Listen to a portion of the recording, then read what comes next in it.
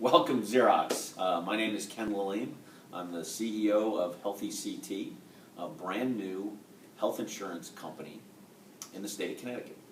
A lot of people don't know where we came from. We're a new entrant in the marketplace. Our name isn't as well known as our competition, which is Anthem and Aetna and Cigna and Connecticut, and those names, those brands have been around in the state of Connecticut for 20, 30, 40, 50 years in many cases. So we have an uphill challenge on getting our word out, but we're doing a great job on that around the state of Connecticut, and people are starting to ask the questions. What is HealthyCT, and how do I get their insurance, and what makes them different? So in the next few minutes, I'm going to take some time to go through some of those answers to some of those questions. So where did this whole thing start from? Where do new insurance companies come from? It's a very difficult thing to do. There haven't been that many new insurance companies, certainly in the state of Connecticut, in 20 to 30 years there has not been a new insurance company. And the reason for that is it's very difficult to get one started because it takes an enormous amount of capital to get one started. So where this concept came from, and this is a concept that we're part of. We are part of the Affordable Care Act, and that's where the funding for this initiative came from. The funding comes, there's three pieces to what we're part of. The first is the entire mandate that came through under the Affordable Care Act that said everybody has to have insurance. A great way to get that is through a marketplace. Those are formerly known as insurance exchanges.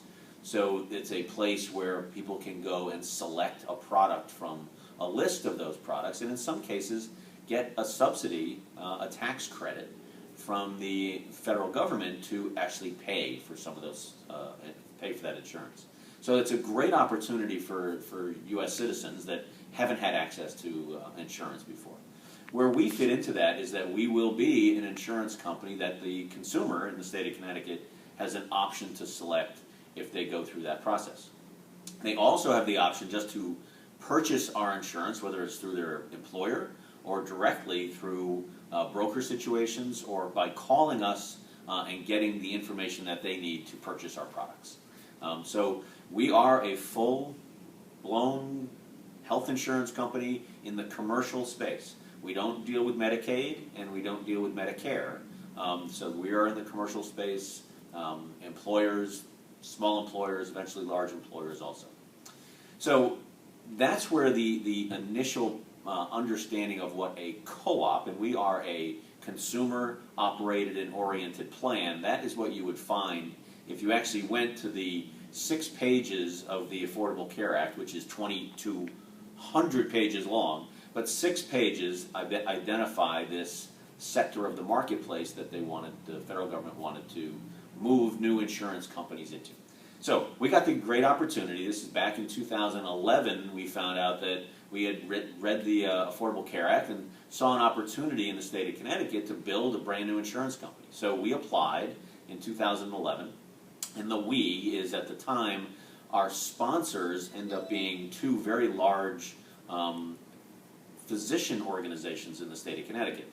First one is the Connecticut State Medical Society, and the second is the Connecticut State Medical Society Independent Practice Association. Now that's a big word, but it's basically a 7,000 physician network that was at one point in time the exclusive delivery system for a insurer that was in the state of Connecticut known as HealthNet. So the network of physicians was basically there looking for another partner. So as we looked at the Affordable Care Act and the opportunity that was made available for co-ops, we saw this very natural fit where a physician organization, the Connecticut State Medical Society IPA, could partner with a developing health insurer and provide a very robust network of providers. That is one of the, when we talked before about why insurance companies haven't, no new ones have really popped up. Besides the capital that it needs to do that, you need to build a network, you need to build infrastructure to pay claims and all the other things that you will very much be part of. So by having a network pre-built and partner with us, that was a huge amount of time and effort that was going to be reduced. So we have partnered with the provider community very, very much in this process, and it's made us actually leapfrog past some of the difficulties that other co-ops around the country may be having. As well as partnering with physicians, one of the networks we don't have, and we are working very hard on, is building the hospital network out. So as you will find out, as we get new hospitals under contract, we have probably at this point 12 to 15. I think in the next few weeks we will see more and more. So by October 1st, we'll even have a larger network of hospitals. But you will be informed of those changes as they happen, because that is going to be certainly one of the questions that gets asked when we sell our product is, what does the network look like? Typically, the consumers of insurance ask a few questions. First one is usually price. We feel we're fairly competitively positioned in that place in the different markets. Second is network, and third is ease of access, etc. So, but 1 and 2 are price and network, and we want to be competitive in the Connecticut marketplace in that area. Now, the other piece that we get asked an awful lot is, gee, so you got a brand new insurance company, that's great, and you're going to compete with the big guys, the Aetnas and the Anthems and the Cignas of the world. What makes you different? Why would I want to buy this insurance product versus all the other insurance products that are out there? Well, we think we're different, one, because we are a consumer, that's a big word, consumer operated and oriented plan. So we need to fit our mission. We are not for profit, which is the #1 differentiator with what we are. So anything that basically means that any surpluses we might have, which would be for a for-profit company, that's a profit. So if we have a surplus, those surpluses have to go back into the system. So they stay in the state of Connecticut.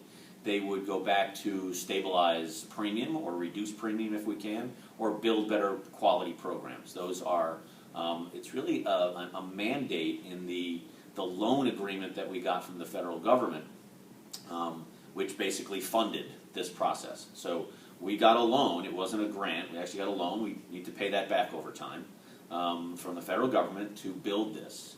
And part of the agreement that we made was anything that we had left over at the end of the day would go back into the system. The other things that go back into the system in the state of Connecticut is we are just in the state of Connecticut. We may be able to expand into the Rhode Island marketplace, which would be wonderful, but we are going to be a local, community-based program. And that is another big differentiator that we have, is that word community. We're very much about, healthcare has routinely been called, a local event. Healthcare is very local. Now, it depends on how big you want to look at local. Some people think the state of Connecticut is local. If you're a national insurance company like an Aetna, you would look at, each market as a state. We kind of look at markets as communities. So in the state of Connecticut, I'm sure you could pop out a map and look at it and say, gee, that's kind of small. We kind of see there's probably 100 different communities of care buried around the state of Connecticut that are just spread throughout the whole state. So we really want the consumer, getting back to that consumer piece, to be part of the decisions that make how this plan evolves. Truly, they really do have decision-making authority in this process, because the consumers will be our board of directors. So they will be a consumer-operated and oriented plan, very much in the terms of they will be making the decisions on how to run the company. And we think that is a huge differentiator in the marketplace. The other big differentiator is how we're partnering with the delivery system, the providers and the hospitals. We are rolling out a program that's called a patient-centered medical home program. A patient-centered medical home, and I'll throw an acronym at you and just use PCMH, that's what that stands for, is a model of care that allows the patient, the consumer, to be much more involved in their care delivery process. So what this PCMH thing is an educational program to primary care physicians to start with that basically guides them into a model where it changes how you deliver the care at the physician's office level as a partnership between the practitioner, And that might be the physician, it might be the nurse practitioner, it might be someone else in the office, a behavioral health specialist, but a partnership with the patient at that level to bring them more into the engagement process of healthcare. What we have done in this country, we have built a very good system of fragmented medical events where it's a bit uncoordinated. You go to one doctor for one thing and another doctor for something else, and a place to go get an MRI or wherever it may be, but you don't normally have a coordinated event across all of those services. I'll give you an instance. My mom is a little elderly, but still with it, doing a great job of managing her own home and all the rest. But asked her about 2 years ago, asked her, who her doctor was, and she said, "For what?" So in her mind, she had a couple of things going on, and she had a different doctor for each one of those. So I've been educating my mom on what a patient-centered medical home would be, and she happens to go to a physician's practice that is working on becoming, changing how they are delivering this model. And now when I ask her, who's your doctor, she says, "Oh, it's Dr. Lewis, who is her internist." And that is the kind of model where Dr. Lewis and my mom now have a partnership that they now make the decisions collectively as to what do they need to do to keep my mom as healthy as she can be with the diseases that she does have. So that's kind of the model of what a patient-centered medical home can do. It brings the clinicians together and helps the patient, the consumer, actually help themselves provide that care. So they become better consumers of medical care. It is really one of the, I'll call it a building block of what we see as a way to really change how healthcare gets delivered in the state of Connecticut and around the country. This is not just going on here, but it's a great opportunity for practices to get involved in that. So we have actually used some of our loan funding from the federal government to bring that model to the state of Connecticut. So we will have a differentiator when we look at our directories. When we look at our directories of physicians, we'll have indicators in that directory if this is a patient-centered medical home practice. We will want to encourage our members, and we're going to have an opportunity because there's going to be a lot of brand new people to the healthcare system. The uninsured population hasn't not been accessing health care. They may have been accessing it in a different way. They might have been going to an ER. They may be going to a physician's office. We just, nobody just knows that they don't have insurance. That's the only difference.